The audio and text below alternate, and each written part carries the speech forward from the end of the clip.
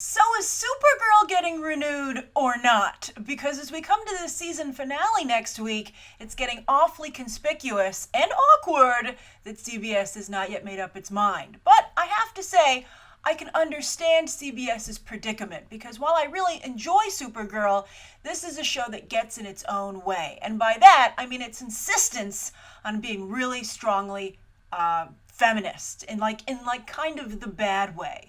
I mean, and I'm torn because on the one hand, I think it's wonderful to have a show that's a kind of like full of role models for young girls, right?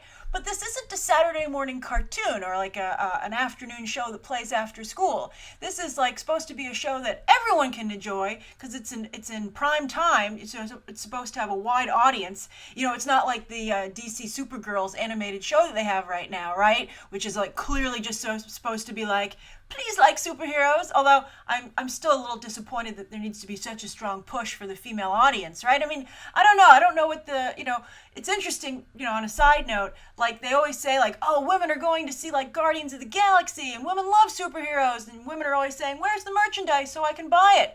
But I have to say, often when I'm checking demographics on my videos, the superhero movies are like 90% male in viewership. So I can't quite get a bead on, whether or not women actually like superheroes in like a large number. So I don't know, maybe it varies from project to project, but also when you see sometimes the statistics for who's going to see superhero movies, they skew male, like Batman v Superman. So I don't know what's going on, and I don't think Hollywood knows either. For instance, even when it comes to women, last night I was at a friend's house and she very graciously agreed to watch Supergirl and Gotham with me because she doesn't like those shows. She never really enjoyed Supergirl, and with Gotham, when it got a little violent in season 2, she was like, I'm out of here. But I was like, we had nothing else to watch, and I was like, I need to do it for work. Come on. So she watched both of them, and I have to say, she much preferred Gotham. She was like, yeah, this show's still good. And Gotham just has a lot more energy and excitement, and Supergirl is just a little bland, which has always been a problem for the super family, for the House of L, House of Bland. So I think that's something that needs to be worked on across the board and why those characters continue to have a problem. Although, when they tried to make Superman a little bit more edgy, everybody complained in Batman v Superman. So I don't really quite know what they're going to do. Speaking of Superman, before we get into the best and worst lists, who else thought it was hilarious the way they found as a workaround to have him not show up on the show? I was like, that's a crazy season finale or preseason finale choice. But then he fell prey to I liked Maxwell Lord's line about Sesame Street and American Kindergarten or Earth Kindergarten has turned him into one of Non's minions. I thought that was pretty good, but I don't understand why they couldn't have been like, this is one of those times where Superman's off planet fighting something else and he just can't leave. I thought it was crazy. Also, someone should get Supergirl's phone and track it because she's very loose with that. All right.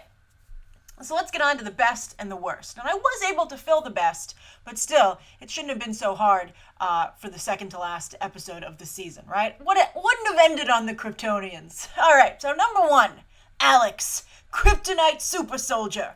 That suit was amazing. When she showed up in it, I was like, all right, we're going to fight but we're going to find a way to keep this suit. But then when I was making my notes, I was like, I don't think Non made that kryptonite suit. He couldn't because he can't get close to kryptonite. So it looks like someone in the DEO has been busy. I'd like to meet who's making all of this stuff for the DEO. Like who's making those kryptonite bullets, which I also thought was really cool. And it was pretty badass when Supergirl digged a kryptonite bullet out of her own arm. I was like, oh, that's cool.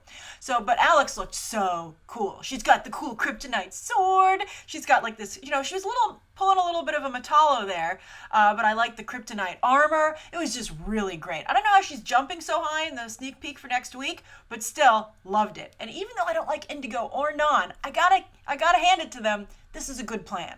So I thought that was really neat when she showed up at the end. I really like Alex a lot. I would like to see her, if the show continues, keep the Kryptonite Super Soldier suit. And I don't know. I would like to see Alex continue to evolve as a character and step up her game because she's a great character. All right, number 2. Who else geeked out when Maxima showed up? I was like, whoo! I even paused the show and turned to my friend and was like, you have no idea what a big deal this is. Oh my God, I can't believe it's Maxima. I mean, she didn't get to do very much, but I love that character. And My friend was like, she just wants to marry Superman? That's not very girl powery, for this show. And I was like, no, she just wants to have good genetic material for her offspring. You don't understand. And she's already a queen. But I defended Maxima because I just have a strong memory of this character from when I was little. My dad wanted to get me into comics, so he gave me his old Death of Superman comic. And he was like, oh, you should check this out. And Maxima was one of the characters featured in there, helping Superman fight Doomsday.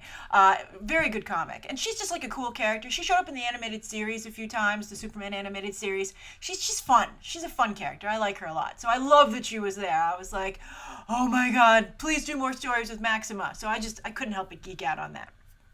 Then number 3, I really liked what Maxwell Lord said about comparing himself to Supergirl. I was like, he's got a point there. This was like the episode of like characters or things that I have problems with actually like making me be like, oh, well, because Indigo and Non's plan was good with the super soldier, with Alex fighting Supergirl. But then also with Maxwell Lord, I had to hand it to him. While he's evil, his argument about both he and Supergirl act without sanction was true. I was like, you're right. And it really ties into what the superhero movies are doing right now, right? Like Civil War with the Avengers having to report to the United Nations. And, who is Superman responsible to? Who does he answer to? So I thought that was really good. And, this was a good spin on it because instead of someone saying Supergirl should report to someone, although she does kind of report to the DEO, but Maxwell Lord was like, well, if you don't have to, I don't have to. And I was like, oh, that's a good way to make your argument. So I like that quite a bit. Although I didn't understand why he didn't have more inhibitors. I was like, give me an inhibitor. You only have one. Let's take one of Kat's earrings and stick it on Wynn. Because I think Wynn, Maxwell Lord's plan with the bomb, I would have said, Max, this sounds like a last resort, but for some reason, it's our number one plan.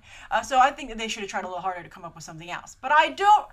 By the way, I suspect they're just going to broadcast the Supergirl or Superman, the House of L signal all over National City. And if that works, I might throw up a little bit. All right, so anyway, let's move on. This is the best list. All right, so John Jones, cutting loose. I like that now that the secret's out of the bag, he uses his power set more. I don't understand, just like Helen Slater, how he's able to change his mask like that. I'm like, that seems like a step too far, John Jones. But anyway, this is the best list again. But I loved him, using more of his powers, flying, shape-shifting, using his, telepathy. I just thought it was really, really great. So loved it. I really want to see that character do more. And I still agree, and as I've pitched before, that if Supergirl doesn't make it to season 2, we get a Martian Manhunter and Alex show. Because I think everybody would watch the heck out of that. All right, with Dean Cain, who's number 5, I like the Dean Cain tease. We all knew they couldn't kill Dean Cain. He's too big of a star not to use. So I'm very curious to see what's going on with him at Cadmus. So I hope that is at least somewhat answered, although it doesn't look like it's going to be at the end of the season. Maybe they won't get to Cadmus, but we'll go to Cadmus, and maybe Alex will be like, now we can go find Cadmus again, and we'll cut to Cadmus and see Dean Cain in there. Some people are guessing he might be Cyborg Superman, which would be cool because of course he also played Superman, but then he might be Cyborg Superman because of course obviously Hank Henshaw is not. They turned him into Martian Manhunter. So that's available. That's up for grabs. So that would be interesting. All right, so that's the best list. As for the worst list, the first thing by far and away is that Kara let that woman die. I was shocked. I was also embarrassed because, again, I had a friend watching the show and I was trying to vouch for it. I was like, what? So she saved the 2 guys who are her friends / love interests and let the woman at work that she's not friends with fall to her death. I was like, that's horrible. Especially, and she had time to watch the woman fall. She was like, I can't get her. This is so bad. I was like, Kara, grab those 2 guys by their shirt collars, right? Like grocery bags, two in one hand, and go get that lady. It was so horrible. It was so bad. We've seen superheroes save more than 2 people at a time, many times. These people were kind of not, or they weren't unconscious, but they were being controlled by Non. But remember when Iron Man saved all those people by having them form a human chain? Sure, it didn't really make a lot of sense and seemed implausible, but they found a way. So I thought that, I could understand trying to raise the stakes and being like, look what happens. Supergirl couldn't save this woman. But the way they did it made her look so bad. All right, so number 2, the feminism in this episode. I really like that they have so many strong female characters. But then when General Lane was like, I've spoken to the president and she's given the go-ahead, I was like, okay, all right, it makes sense that on a show like Supergirl, the president would be a woman. That's fine. That's cool.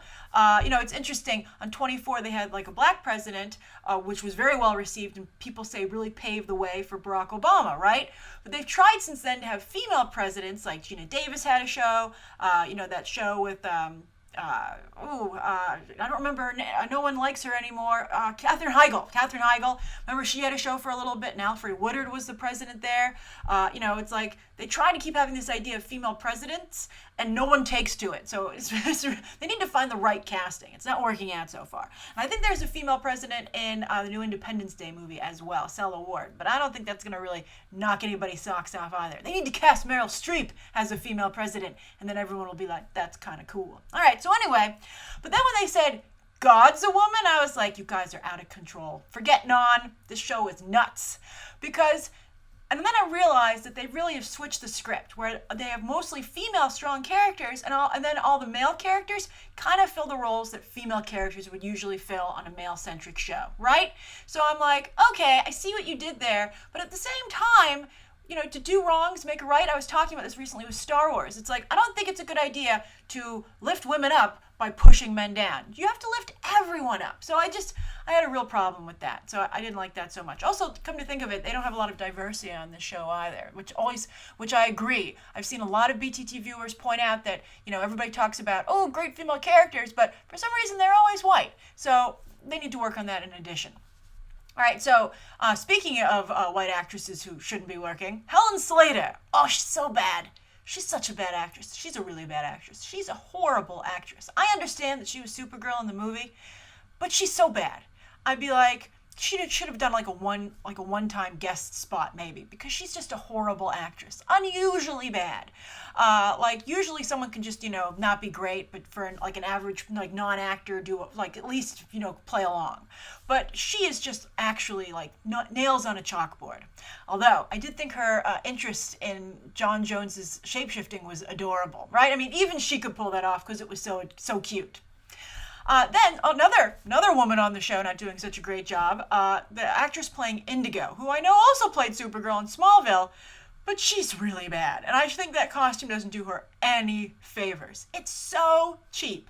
It's so cheap. Like when the bullets went into her, I was like, that is the lamest thing I've ever seen, right? I'm like, your leotard totally swallowed those bullets, and their glove was so horrible. I explained to my friend, I was like, that's a living computer, even though she doesn't look like it. She looks like she's a bad Party City costume. And then the glove, when she was putting her arm around Non, my friend was like, if a computer can form any shape it wants, why would it have that horrible, hideous hand? And I was like, don't ask me. It's really bad. So bad. But then finally, speaking of Indigo, how stupid is Non? He's being so manipulated by her when she's like, why do you want to just take over Earth when you can take over the universe? I was like, he hasn't even taken over Earth yet. He's taken over one city. You gotta crawl, you gotta walk before you can run. But in his case, I would say he is at the crawling stage. But that's a very famous phrase for a reason. But when she was so blatant and pushing him so hard, and then she was like, I just want what's best for you because you're such a hot stud, I was like, super compliments. She's obviously trying to get something, manipulate him. I mean, if a woman ever really super compliments you, unusually so, she is manipulating you. I think it probably works the other way too, or anyone. If anyone's like, you're just the most wonderful thing ever on the face of the earth, and maybe you'd like to do this, just take a step back. Maybe they're genuine, but maybe they're not. So I was just really surprised that Non, I guess he thinks Indigo's that sexy that he can't think straight. But, has he seen her stupid leotard and, really horrible hair? That was so bad. So bad. So bad. So, also, if Maxima, maybe she'll show up. Well, she got defeated, but she should show up and make a play for Non. He's, Superman adjacent, right? So, I'm surprised that Non doesn't realize that there's some kind of play going on here. Indigo must have an agenda. She must want to rule the universe and just have Non start the thing. Because it's too blatant. And, I don't understand why nobody ever catches on to this already, right? I mean, it's like, have you never seen a movie or read a history book or watched a television show or read an article? I mean, history repeats itself because people refuse to learn from the past. Okay, so that's my thoughts on the latest episode of Supergirl. I'm curious to what you think of it. Do you think it will get renewed? We're getting awfully close to the edge here. And if it doesn't get renewed, why do you think that would be? And would you like to see a John Jones and Alex spinoff with the Kryptonite suit? All right, thanks so much for tuning in. Although, if she has a Kryptonite suit, that means we need more Kryptonians, and I'd be willing to sacrifice the Kryptonite supersuit for no more Kryptonians. All right, so leave your own thoughts down below. We'll continue the conversation there, and you can check out some other episodes right now.